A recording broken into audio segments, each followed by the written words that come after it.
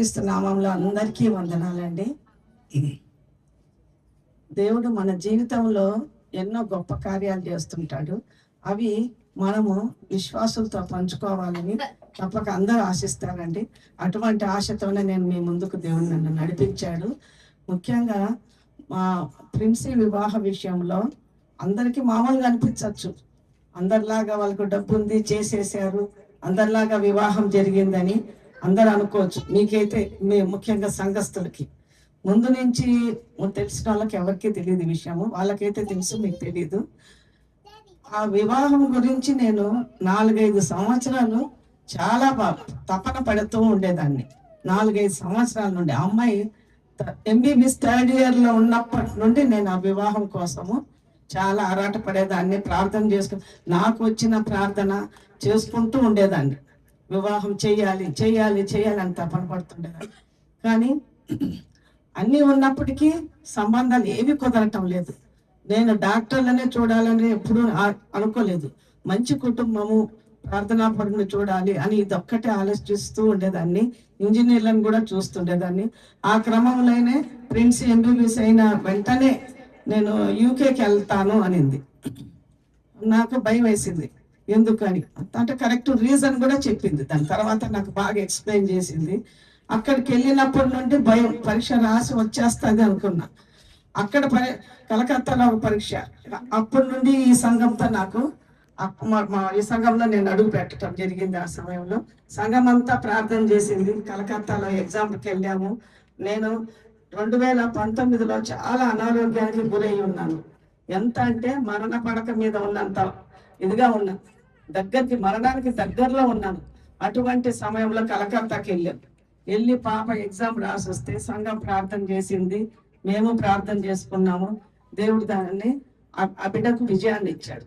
తర్వాత యూకేలో ఎగ్జామ్కి వెళ్ళింది. అది రాసి 3 నెలల్లో వస్తుంది అనుకున్నాం, అలాగే వచ్చింది. అప్పుడు కూడా సంఘం తోడుగా ఉంది. ఎగ్జామ్ రాయటము, ఆ పరీక్ష కూడా పాస్ అయినప్పుడు చూద్దాంలే అనుకున్నా. అవన్నీ దేవుడి కార్యాలుగా మేము తలుచుకొని యూకేకి పంపించాం. అక్కడ ఎవ్వరు లేరు అనుకున్న సమయంలో ఎంత గొప్ప సంఘం ఆ బిడ్డకు తోడుగా ఉంది. మాకు తెలిసిన పాస్టర్ గారి ద్వారా అనేకులు ఉన్నారు. కొంతమంది డాక్టర్ కుటుంబం దొరికింది. వాళ్ళు తీరా చూస్తే మాకు బంధువులుగా, తర్వాత మాకు తెలుసు మా బంధువులకి బాగా క్లోజ్గా ఉన్న వాళ్ళు దొరికారు. అక్కడ బాగా ఆదరించటం జరిగింది. అన్నీ అయిపోయినాయి. అయినా నేను వివాహం గురించి పోరాడుతూనే ఉన్నా. అనారోగ్యంతో పోరాడుతున్నాను, వివాహం గురించి పోరాడుతున్నాను. చేస్తుంటే ఎక్కడా కుదరలేదు. అప్పటి నుండి మొన్న ఫ్రెండ్సే అంటుంది, నువ్వు అప్పుడే ప్రార్థన అప్పుడే పెళ్లి చేయాలనుకున్నావు, ఎలా చేసేదానివి, డబ్బులు ఎలా ఉండేటివి అని అడుగుతుంది. అంటే నా దగ్గర డబ్బులు లేవు, ఆస్తులు ఉంటే ఉండొచ్చు, అమ్ముకోవాలి కదా, అమ్ముకోవడానికి కుదరదు. ఒకే ఒక స్థలం ఉంది, అందరికి ఉమ్మడిగా ఉన్నది, 3 అన్నదమ్ములకి. అది అమ్మాలని వాళ్ళు చూస్తున్నారని తెలిసి పాప పెళ్లి చేయాలి, అమ్ముదాము అని అన్న వెంటనే దానికి ఎవరు ముందుకు రాలేదు. ఎందుకో వాళ్ళ కారణాలు ఉంటాయి, దాన్ని మనం తప్పు పట్టకూడదు. రాలేదు. నువ్వు మనుషులు తీసుకొస్తే మేము సంతకాలు పెడతామన్నారు. నేను ఎక్కడ తీసుకొచ్చేది ఆ స్థలం అమ్మడానికి?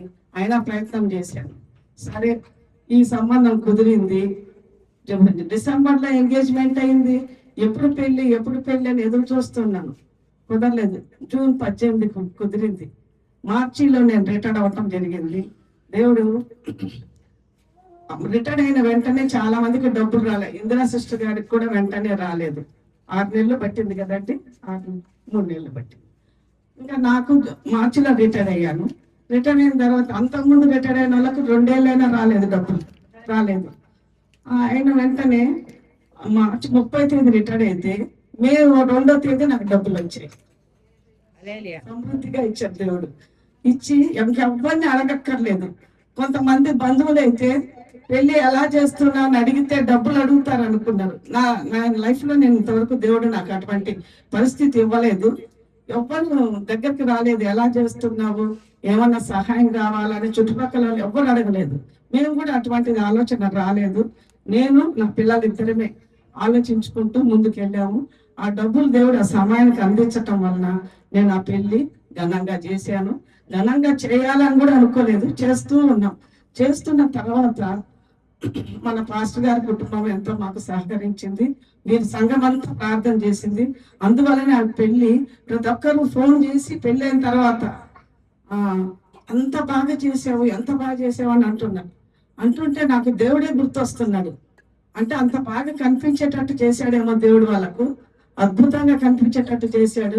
అంటే వాళ్ళ మాటలు అంత అద్భుతంగా ఉన్నాయి.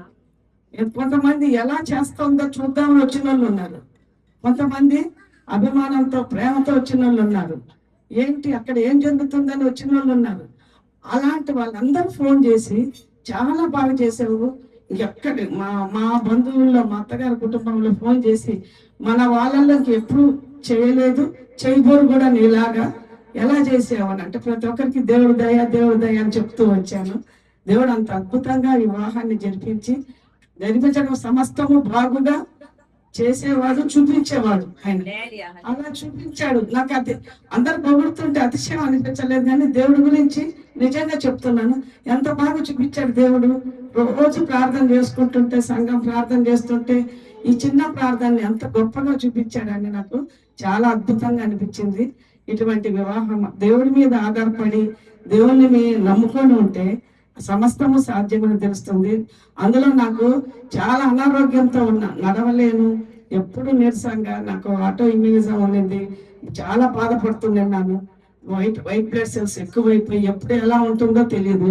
అటువంటిది పెళ్లి పనులన్నీ వెడ్డింగ్ కార్డ్స్ ఇచ్చే దగ్గర నుండి నాకు దేవుడు శక్తిని బలాన్ని ఇచ్చి పెళ్లి జరిగే వరకు నేను చాలా ఉత్సాహంగా చాలా ఆరోగ్యంగా తిరగగలిగానండి. ఆ దేవాది దేవునికే మహిమ చెల్లును గాక. ఇటువంటి ఆశీర్వాదాలు అన్నయ్య చెప్పినట్టు మనకు దేవుణ్ణి ఆనుకొని ఉంటే, దేవుడి యొక్క ఆవరణలో మనం ఉంటే, ఆయన గుడారంలో ఉంటే, ఆయన కంచెలో ఉంటే ఇటువంటి ఆశీర్వాదాలు వస్తాయని నేను నమ్మాను. నేను ప్రత్యక్షంగా చూశానండి.